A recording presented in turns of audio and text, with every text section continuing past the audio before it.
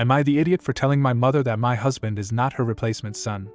My parents have 2 kids, me, 26, female, and my brother Dan, I'm 34. Dan had a rough time growing up and frankly, my parents failed him.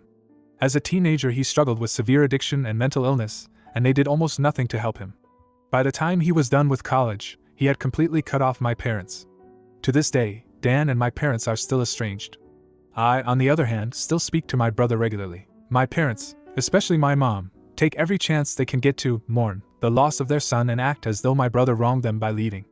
Dan has told me he wouldn't mind reconnecting with them, but only if they reach out and apologize first. I've encouraged my parents to do this, but they insist that he betrayed them. I got married early last year to my husband Jeff. We have a happy marriage and he is adored by all my friends and family, but I feel like my parents have been crossing some boundaries. For example, whenever we've gone to visit them, they insist that he sleep in Dan's room, saying that their son, my husband, has come home and should sleep in his rightful bedroom. Before the pandemic, my dad would take Jeff out to sporting events and introduce him as his only son. Most of the pictures of my brother in my childhood home have been replaced by pictures of my parents with Jeff. The other day, my mom called to invite me and Jeff over for the holidays. I told her I wasn't comfortable traveling during a COVID spike. She was irritated but dropped it. Then she called Jeff and begged him to visit without me because apparently, it's cruel for a mother to be without her child on Christmas. Jeff politely told her he wasn't going to visit without me. She's been emotionally blackmailing him ever since, sending him pictures of stockings with his, my mom's, and my dad's names on them and saying, "But we already promised so-and-so that our son will be in town."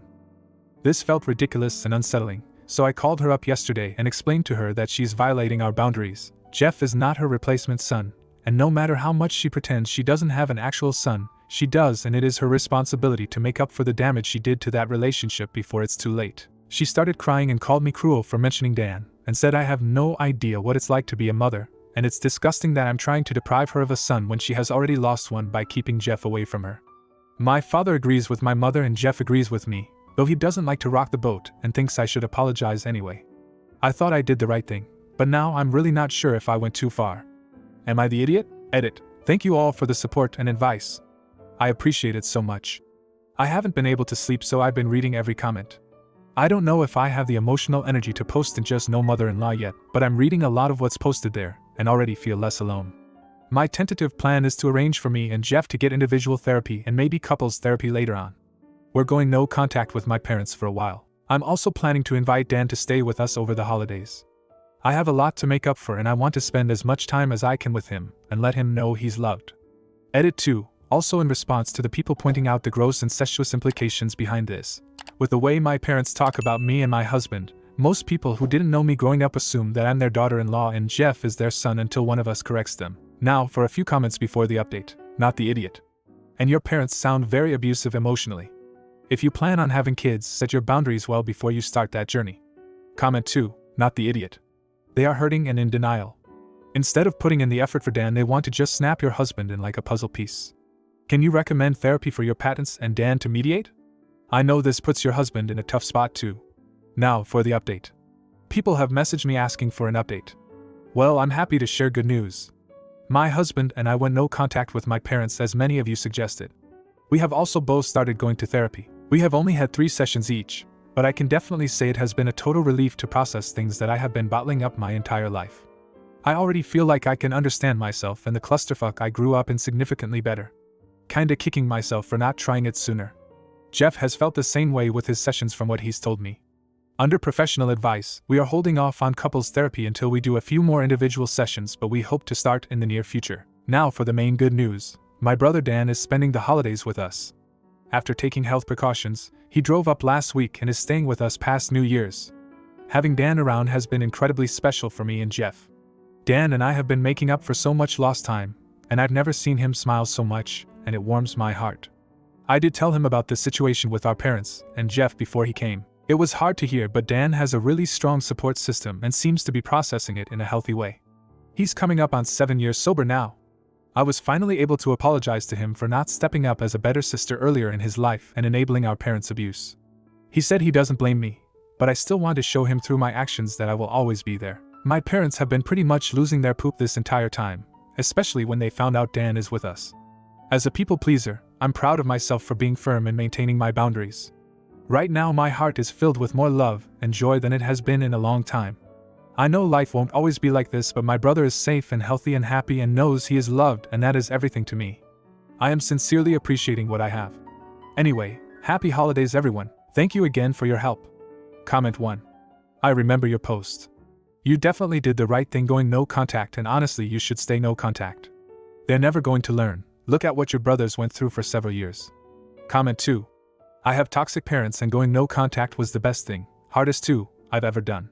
I am so proud of you. You are amazingly strong and I do hope you recognize this.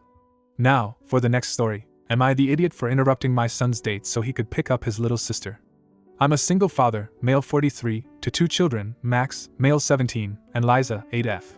I usually have Liza in after-school clubs so that I'm able to pick her up after work. However, last evening I was given some work that had me working overtime. I did try my best to negotiate out of it, but my manager told me that the assignment was to be completed by that night, so I just did. It was nearing 6 p.m., and I just knew I wouldn't be able to make it to Liza, so I called Max and asked him to pick her up. He responded by saying that he couldn't because he was on a date with his GF for their 6-month anniversary. I told him that I understood, but that I really needed him to get Liza and that I'd make it up to him for interrupting. He just angrily turned off the phone, and I thought that while he was mad he had just decided to pick her up. 30 minutes later I received a call from Liza's school about where I was because the school was close to closing down, and no one was there. Luckily one of Liza's friend's mother said they'd drop her off, and that was all good. However, I don't really like it when Liza goes with that particular friend, not because of the friend but because of the mother. She has this habit of asking math questions in the car that she knows Liza is unable to answer, and then criticizes her over it. It's all just very mean. I called Max and asked him where he was and that he was in big trouble when he got home. He just told me that he was busy and to leave him the hell alone. He came home at around 9 p.m. I told him he was grounded and that he was not allowed to use the car for a good 3 weeks. At that he got all mad and said that it wasn't his fault I was failing as a parent and unable to afford someone to collect Liza. Just want some insight on this situation. Was I being too harsh, and am I the idiot for interrupting his date? Edit. This is the 3rd time I've asked Max to pick up his sister in the span of a year and a half. Some people are asking why I don't have a nanny. Money is tight. Max and Liza's mother is not present in their lives, and no, I did not think of socializing myself with the parents at Liza's school. I am at work most times, so I haven't found time outside of the yearly parent meetings. Please refrain from insulting my son. Now for a few comments before the update. Okay, I'll take the bullet here, not the idiot. You're not failing as a parent. You had to work overtime, not out drinking or freaking off. Your son was in the wrong here for not helping, turning the phone off and calling you out for it. But you two need to talk this out and discuss expectations. If you expect him to be part of the contingency plan, there needs to be crystal clear on that. And what happens to car privies when he doesn't? Comment 2. Posts like this make me feel hopeless for us as a society, as a species. You'll get a lot of responses from people who haven't raised kids, many still are kids, and they haven't been taught responsibility and family. Asking your son to help in an unexpected situation is not, and should not be, a problem. Your son's response is entitled and gross, honestly. While being disappointed at the interruption would be fine, even appropriate, hanging up on you is disrespectful, and refusing to help is selfish and disgusting. Now, for the update. Hello all, thank you very much for the comments left on my post. I spent a good hour going through threads and seeing what everyone had to say. Reading the comments made me realize that I had been quite soft with Max's upbringing, which made him feel comfortable speaking to me the way he did that night. I also have to admit that I have spoiled him, handing him everything he asks for, probably because I don't want him to feel like he lacks all the things his peers have because he doesn't have his mother in his life. Not really the best reasoning. I had a discussion with Max about what happened a few days ago while Liza was away. He did try his best to have his grounding removed and car privileges back, but I stayed firm and that kind of shocked him. He's used to getting his way, but he understood he was in the wrong. Max did get quite emotional during the conversation and apologized for his behavior. That night and before, he knew that while he was too late to fix his past mistakes, he'd make sure not to repeat them. He even offered to pick Liza on days when he didn't have soccer training or plans.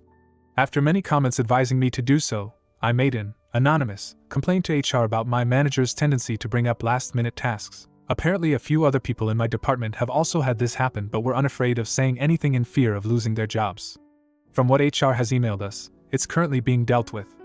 I was embarrassingly unable to say anything to Liza's friend's mother except for giving her a few dirty looks.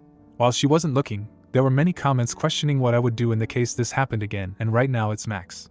We've had a mutual agreement, and he's understood that he needs to also help out in the family. The situation isn't ideal, but we're making it work. Once again, thank you all very much for the comments/advice given. Comment 1. Was looking forward to an update on this situation, glad to see you could come to some sort of agreement between you and your son. Don't be too hard on yourself about his behavior. You may have spoiled him, but it seems like he still knows when he's in the wrong and not. Wishing you and your family the best. You seem like a good dad who's just trying his best to raise his 2 kids to be good people. Comment 2. There is never a perfect situation. The lady was rude, completely out of character for you, then helped the mother out and grabbed the kid and figured it out. I'm glad you all figured it out. You always try to give your kids more than you ever have to make them happy. It backfires. If you enjoyed today's video, don't forget to drop a like. It really helps the channel grow. See you next time.